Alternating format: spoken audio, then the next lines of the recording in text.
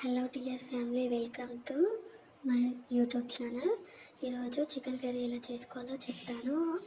Garlic, onion, ఇలాచీ, లవంగాలు, దాల్చిన చెక్క మిక్సీ వేసుకోవాలి.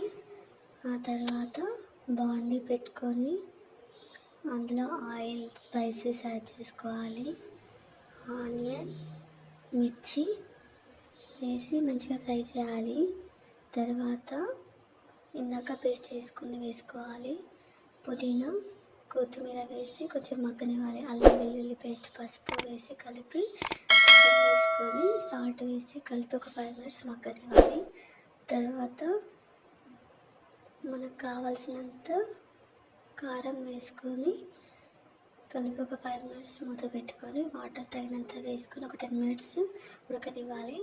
తర్వాత మసాలా, కొత్తిమీర వేసి కలుపుకొని రెడీ అయిపోతుందండి. ఎంతో ఈజీగా చేసుకునే చికెన్ కర్రీ.